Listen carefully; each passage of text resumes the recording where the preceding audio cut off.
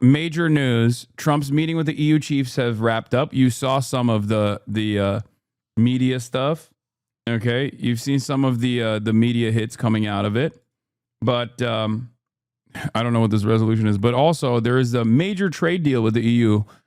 Trump is also still molesting the money. Let's take a look. The biggest deal ever reached in any capacity, trade or beyond trade. It is.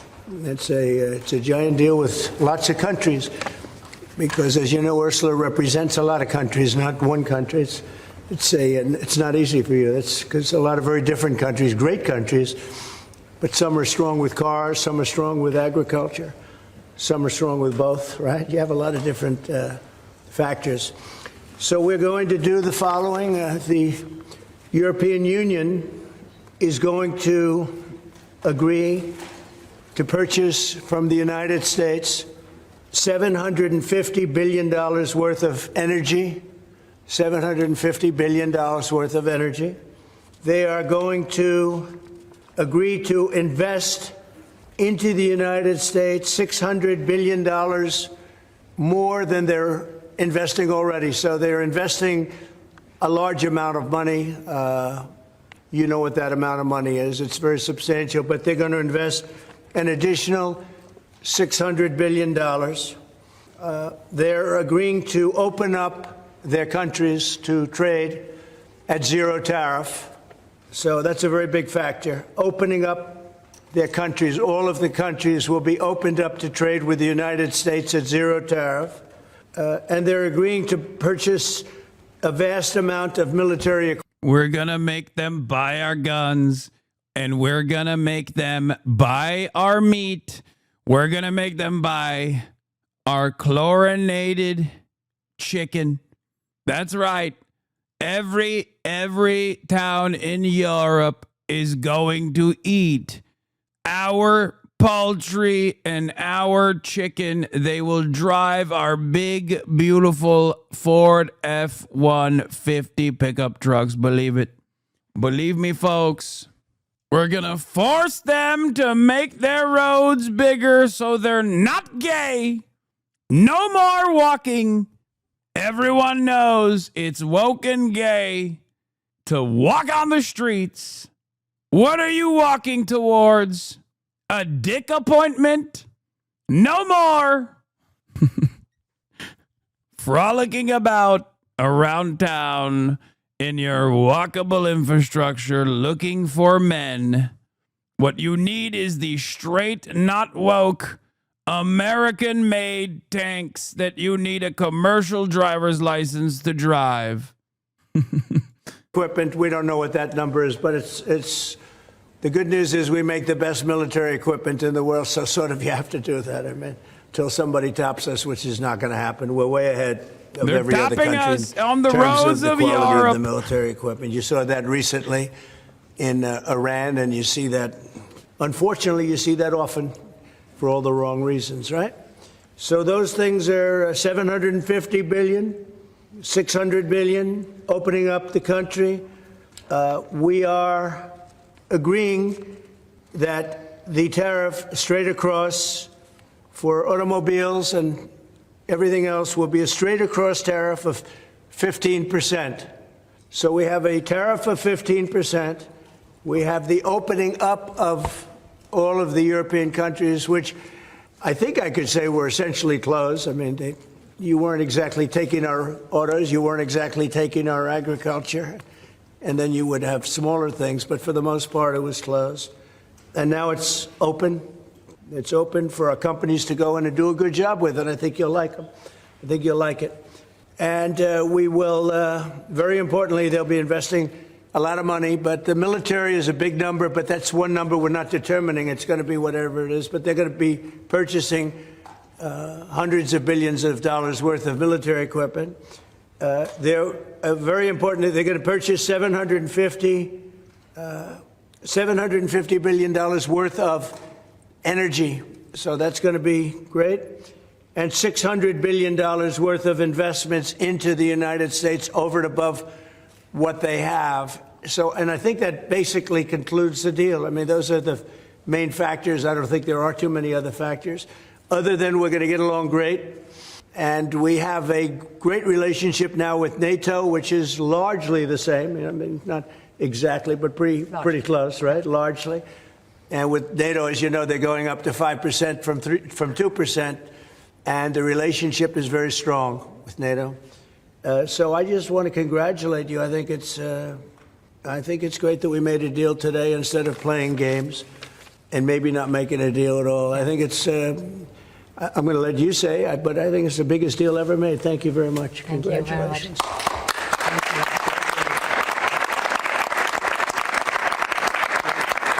Yeah, thank you. We have a deal. We have a trade deal. Yeah, what could we possibly do? Work with the Chinese? I mean, come on now. Have you noticed that they're Chinese?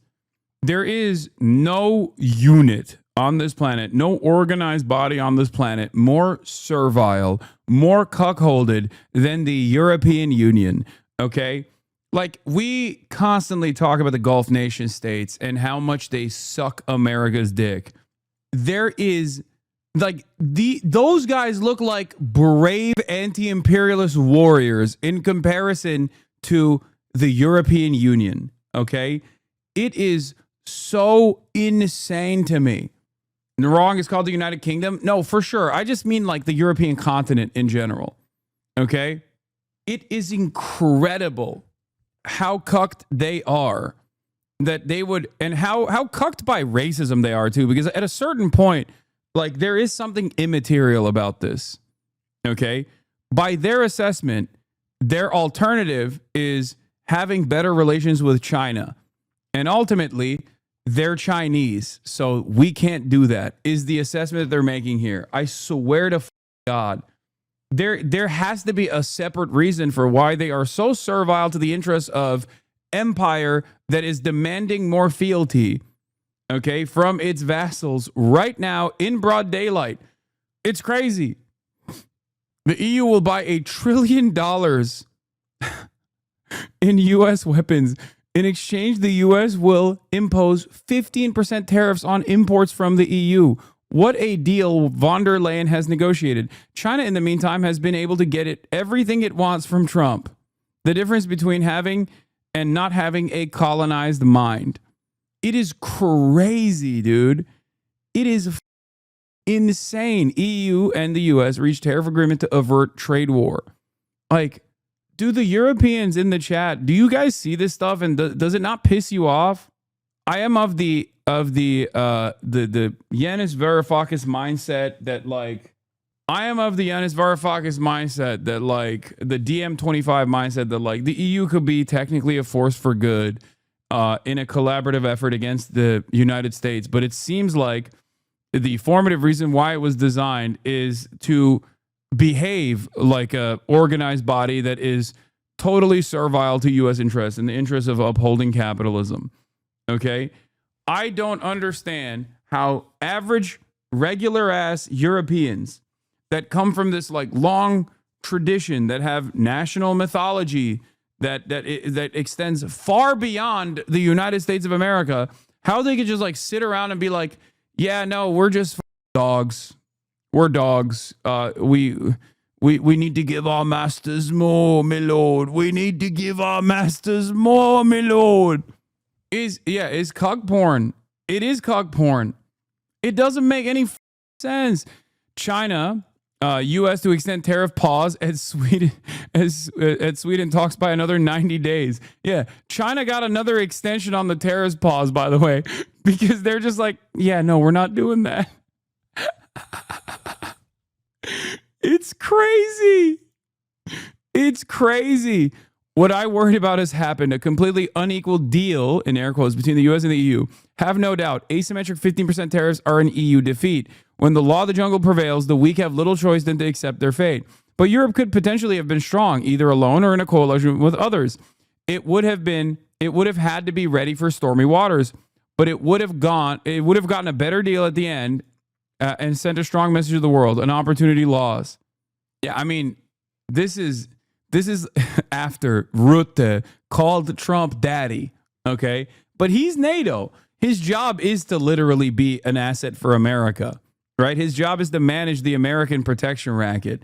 So when he's saying daddy, Ursula von der Leyen is basically also saying Trump is daddy here by allowing this deal to go through. Fantastic stuff. Can we agree that it's good? What, good for who? Good for what? Like America? Not even. Whatever is good for the American capital owners doesn't translate to being good for you anyway, chatter. Like, does the peasant make more or yield more bounty when the king demands more from other vassals? No. The vassals offer tribute to the king and a hand-selected few lords. You don't actually receive any of those benefits. It's no different. It inspires me, my lord. Like, who do you think?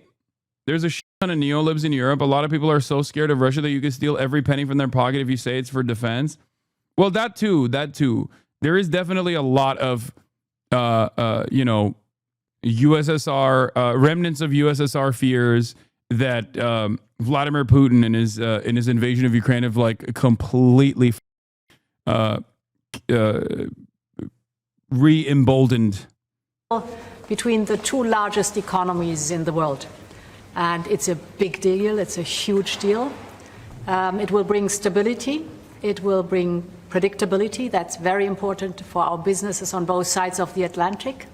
It's 15% tariffs across the board, all inclusive. The investments Mr. President just described that going to go to the United States and the purchases over there. Indeed, basically the European market is open. It's 450 million people. So it's a good deal. It's a huge deal. Yeah. Was tough negotiations. I knew it at the beginning, and it was indeed very tough, but we came to good conclusions for both sides. So again, congratulations and many thanks. Thank you very much. Thank you. Do you have any questions, please? How did you come to a deal so quickly? Did the European Union come there and get I think we both wanted to make a deal. You said something that is very important. It's going to bring us closer together. I think this deal will bring us very close together, actually. Sort of, it's a partnership in a sense, but it's a very good point, and it's something that's very important. It's a great partnership. It's so good for us. No, we had 4 or 5. No, not pharmaceuticals. I mean, we're going to be, as you know, a lot of companies are coming into the U.S., and that's unrelated to this deal. But it's, I think this didn't just start today. We had a meeting. I wasn't sure. I said 50-50. I think you probably felt the same thing. But this started months ago, this negotiation. So we knew pretty much what we were getting into, and we were able to make a deal that's very satisfactory to both sides. So it's a very powerful deal. It's a very big deal. It's the biggest of all the deals. It will be the biggest of all the deals. So we're very honored to have done so. And your staff has been fantastic, and they worked together long and hard. They worked hard and long, and many thanks to the teams on both sides. There was, as I said at the beginning, a heavy lifting you had to do. But many thanks also for the talks we had many times on the way. Your daddy, Your daddy, Many thanks to you, Vater. Vater, you have done so well. We love paying fealty. We love being the vassal, Vater, we will work harder and harder for the Americanisch Ford F-150, Very nice. Wunderbar, as we say. Why are you showing cuck porn? That's just politics, baby. To our goal. And now we made it. And that's good. That's really good. Anybody else? Yes, ma'am. Anybody else want the smoke? President, what are the U.S. concessions? What is the U.S. giving up in the deal, if anything? So the starting point was an imbalance, a surplus on our side and a deficit. Yeah, we were really over America. So the starting point was America was getting over FIFA really sticking it to the Americanish people. Yeah. So the starting point was already bad for the Americans. So they get nothing. They get everything, and we get nothing in return. Very good. On the US side. And we wanted to rebalance the trade relation. And we wanted to do it in a way that trade goes on between the two of us across the Atlantic, because the two biggest economies should have a good trade flow between us. And I think we hit exactly the point we wanted to find. Rebalance, but enable trade on both sides, which means good jobs on both sides of the Atlantic, means prosperity on both sides of the Atlantic, and that was important for us. And again, the energy is a very important component because we have more energy than anybody else in that sense. And I think it was very wise that they buy a lot of energy, and it's great stuff, and it solves a lot of problems. So that was a great decision, I think. What about steel? What are you doing? One what? Steel. Steel is staying the way it is. The steel and aluminum, et cetera, that's a worldwide thing. That stays the way it is. We have Chips, did you discuss that as part of the agreement? Chips? Chips is, Howard, you might want to describe the chips, please, if you would. Well, the expectation is in 2 weeks' time, we're going to come out with our chips 232, and that was one of the key reasons that the European Union came to talk to the president to try to resolve all things at one time. And well, I'll let you wait for the 2 weeks until you get to announce your plan. But we are going to be bringing chip manufacturing back to the United States of America. We'll be doing a lot of chips. A lot of companies are coming in from Taiwan and from other places into the U.S. And they're doing that in order to avoid tariffs. And the president really avoided the tariffs in a better way for them, much better way, much more conclusive. I think probably much more profitable, definitely much more profitable, and got a lot of benefit from it. So it was a very interesting negotiation. It was. I think it's going to be great for both parties. I think your various countries are very happy about this. Is there an industry in the U.S. that you see maybe having the first impact of getting into this market that was not accessible before, whether it's auto? What's the first call you make? Yeah, I think cars. Cars basically were not invited. Were not. I don't know if the word is not allowed or just you just kept them out somehow, right? But cars will be. We have some cars that do terrific business, and we do really well with the pickup truck. He's not even like, my joke is now official trade policy. Oh my God. I said this as a joke months ago. Like, what are they supposed to do? Drive around Ford F-150 pickups in the European Union? Have you seen the roads? With the SUVs, we have some great things, and I think the people of Europe will have some diversification. I think that'll make them happy. So I think maybe cars would be the one that would go the biggest, and the second would be agriculture, the farmers, and we'll do it in very strict conjunction with the president and the European Union, and they're coming into our country with great vigor, and I think they're going to make a lot of money with this. I think everybody is. I think and again, it's going to bring a lot of unity and friendship. It's going to work out really well. Okay? What's the next deal you're focused on now? Say it. What's the next deal you're focused on now? That's an interesting question. This was the big one. This is the biggest of them all. Yeah. We're looking at deals with 3 or 4 other countries. But for the most part, I can't get them to understand that it's the letter. We just sent that letter, and that letter is, very universal for most. I mean, you wouldn't be able to do this. You wouldn't have the time or the patience to be able to do a deal like this. Most of the others are going to be a certain tariff, and we're going to keep it as low as we can. They're generally smaller countries or countries we don't do much business with.